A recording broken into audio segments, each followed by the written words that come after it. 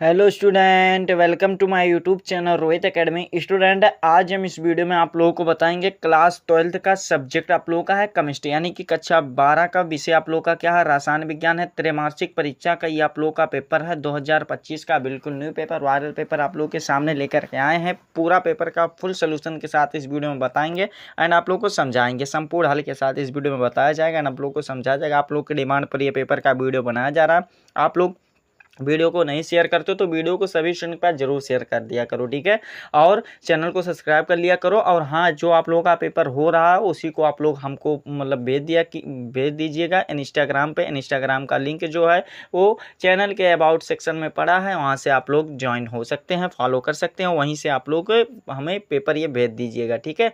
Paper का जो code है NM01 है। चलिए बिना देरी को अपने क्वेश्चन पर आते हैं। आप लोगों के डिमांड पर ये क्वेश्चन का वीडियो बना रहे हैं। पहला क्वेश्चन प्यारा सा दिया गया, ऐसे ही हमारे पास पेपर आया था बाबू, जिसके कारण आप लोगों को संपूर्ण तरीके से समझाने की फुल कोशिश रहेगी। पहला क्वेश्चन दिया गया, शॉर्ट की दोष पाया जाता है, यानी कि ये किसमें पाया जाता है हमें यह बताना। ऑप्शन क्या क्या दिया गया, NaCl दिया गया है, क्या क्या दिया गया है, NaCl दिया गया है पहला ऑप्शन, और AgBr दिया गया है हमें, और KBr में, या इन सभी में। तो इसका जो राइट आंसर है बाबू, इन सभी में पाया जाता है, यानी कि इसका सही आंसर क्या हो जाएगा, ये हमारा डी वाला ऑप्शन राइट हो जाएगा, इन सभी में, ठीक है।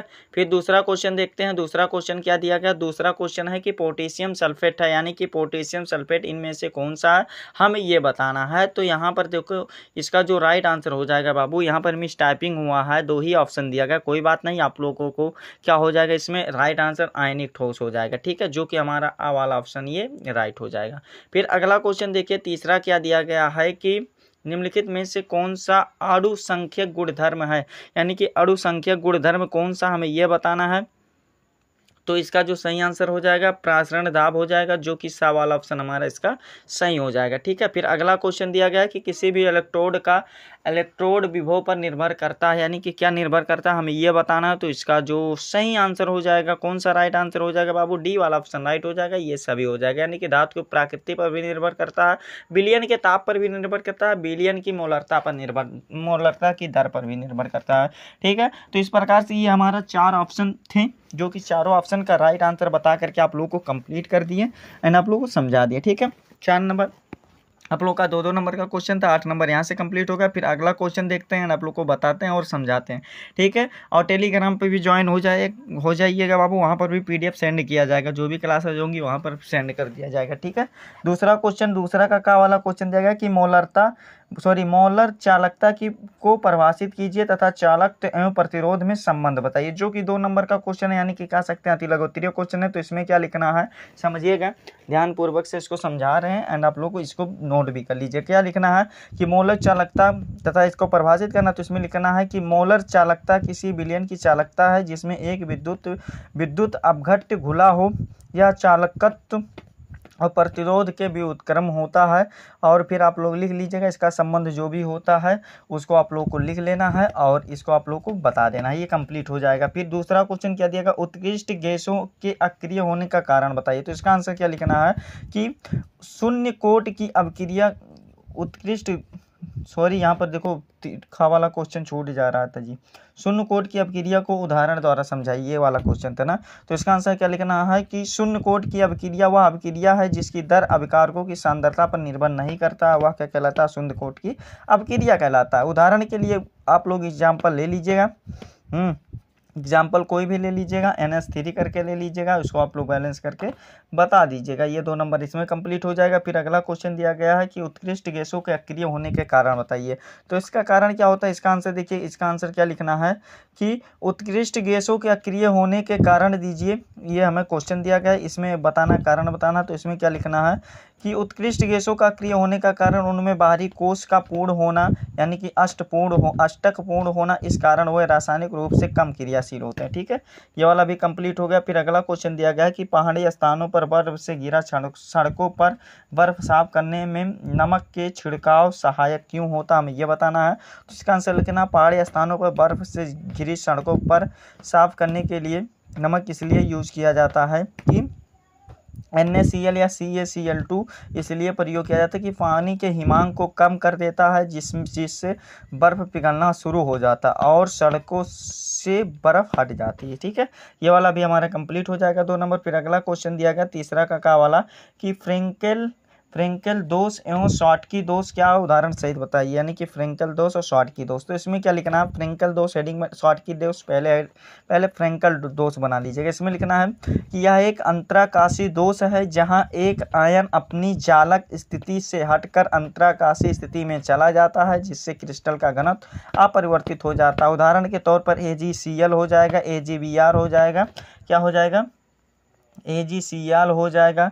फिर उसके बाद क्या हो जाएगा, AgBr हो जाएगा। फिर आप लोग और एग्जाम्पल लिख लीजिएगा, ZN ऐसे लिख लीजिएगा, ZN यस। ठीक है, ये वाला भी कंप्लीट हो गया। फिर आप लोग का क्या है, फ्रेंकल हमारा कंप्लीट हो गया। फिर शॉटकी दोष क्या है, शॉटकी दोष देखो क्या होता है, इसमें लिखना है कि यह एक रिक्त दोष है जहां धनायन और ऋणायन दोनों अपनी चालक स्थिति से गायब होते हैं और जिससे क्रिस्टल की घनत्व कम हो जाती है।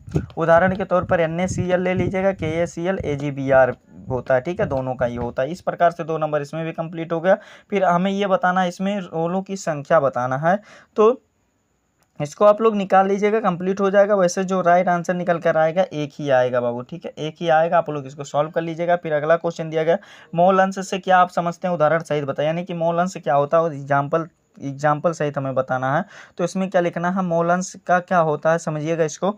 इसमें लिखना है, देखिए अच्छे से समझ लीजिएगा, मोल अंश क्या होता है कि मोल अंश किसी घटक के मोल्स की संख्या और विलयन की उपस्थिति सभी घटकों के कुल मोल्स की संख्या का अनुपात होता है। उदाहरण के लिए यदि विलयन में Na मोल्स घटक A के और Bn स्मॉल b और पहला कैपिटल N रहेगा, सॉरी दोनों स्मॉल n रहेगा, स्मॉल n यानी कैसे करना, स्मॉल b मोल्स घटक B के हैं तो घटक A के मोल अंश क्या हो जाएगा, आप लोग इसको कर लेना है XA बराबर, यहाँ पर कर लेना है Na अपान, यहाँ पर हो जाएगा Na प्लस Nb।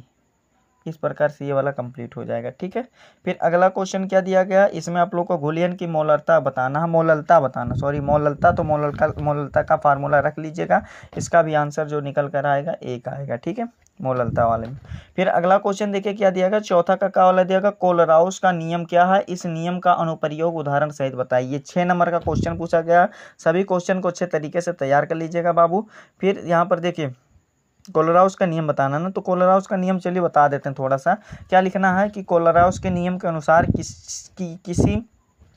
किसी अनंत तन्यता पर किसी विद्युत अपघट्ट की मोलर चालकता उसके धन आयनों और ऋण आयनों की आयनिक चालकताओं के योग के बराबर होती है और इसका दुर्लभ विद्युत अपघट्टों की मोलर चालकता ज्ञात करने पर प्राप्त होता है अनुप्रयोग इसका। ठीक है, उदाहरण के तौर पर कोई लिख सकते हैं एसिटिक अम्ल की मोलर चालकता ज्ञात करने के लिए हम प्रबल विद्युत अपघट्टों जैसे HCl और NaCl की मोलर चालकताओं का उपयोग करते हैं। इस प्रकार से और भी लिखना चाहते हैं लिख सकते हैं, ये वाला कंप्लीट हो जाएगा।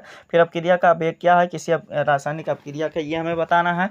तो इसको भी आप लोग को क्या करना, अपक्रिया का वेग बताना है। ये वाला भी अच्छे तरीके से आप लोग तैयार कर लीजिएगा बाबू क्वेश्चन को, ये सभी मोस्ट इंपॉर्टेंट क्वेश्चन है। अगला क्वेश्चन क्या दिया गया है, अगला क्वेश्चन हमारा दिया गया है कि एफ ब्लॉक के तत्वों की विशेषता बताइए, यानी कि एफ ब्लॉक तत्वों की विशेषता बताना है। 6 नंबर का ये वाला क्वेश्चन है, तो इसको भी सभी क्वेश्चन को आप लोग अच्छे तरीके से जरूर प्रिपेयर कर लीजिएगा। अगला क्वेश्चन 5वां दिया गया, राउल्ट के नियम को परिभाषित कीजिए तथा उसकी सीमाएं बताइए। ये 10-10 नंबर का यानी कि लॉन्ग आंसर टाइप क्वेश्चन है, इसको भी बाबू आप लोग अच्छे तरीके से तैयार कर लीजिएगा। फिर इसमें अगला क्वेश्चन दिया गया, विद्युत रासायनिक श्रेणी किसे कहते हैं, इसके प्रमुख लक्षण लिखिए, इसके 2 उपयोग भी लिखिए। तो ये वाला भी क्वेश्चन आप लोगों को अच्छे तरीके से तैयार कर लेना, अथवा करके दिया गया, यानी कि आप लोग के लिए ऑफर के तौर पर यह क्वेश्चन दिया गया, तो सभी क्वेश्चन को आप लोग को तैयार कर लीजिएगा। ठीक है, 6ठा क्वेश्चन यानी कि 6 वाला क्वेश्चन देगा, मानक इलेक्ट्रोड विभव क्या है इलेक्ट्रोड विभव ई, यानी कि इलेक्ट्रोड विभव ई तथा मानक विभव इलेक्ट्रोड विभव ई क्या दिया गया, ई नॉट दिया गया, में संबंध बताइए। 10 नंबर का क्वेश्चन है, इसको भी आप लोग अच्छे तरीके से तैयार कर लीजिएगा। अथवा करके दिया गया कि यदि आपको किसी अज्ञात धातु का घनत्व एवं एकांक कोष्टिका की भीमाएं ज्ञात हों तो क्या आप उसके परमाणविक के द्रव्यमान की गणना कर सकते हैं, स्पष्ट कीजिए। तो ये वाला भी अच्छे तरीके से आप लोग तैयार कर लीजिएगा। यही था आप लोग का क्लास 12 का यानी कि कक्षा 12 का रसायन विज्ञान का पेपर था, जो कि इस वीडियो में कंप्लीट तरीके से आप लोग को बता दिया गया एंड आप लोग को समझा दिया गया। आप लोग को ये हमारा प्यारा सा लवली सा वीडियो कैसा लगा है कमेंट करके जरूर बताइएगा। हाँ, अगर आप हमारे चैनल पर नए हो तो बाबू चैनल को सब्सक्राइब कर लीजिएगा, बेल आइकन को दबा दीजिएगा। और आप लोग वीडियो को शेयर नहीं करते हो तो इस वीडियो को क्लास 12 के जितने भी स्टूडेंट होंगे उनके पास अधिक से अधिक जरूर शेयर करके पहुंचा दीजिएगा, ठीक है। चलिए हम आप लोगों से मिलते हैं नेक्स्ट वीडियो में नेक्स्ट टॉपिक के साथ। तब तक के लिए जय हिंद, जय भारत, वंदे मातरम।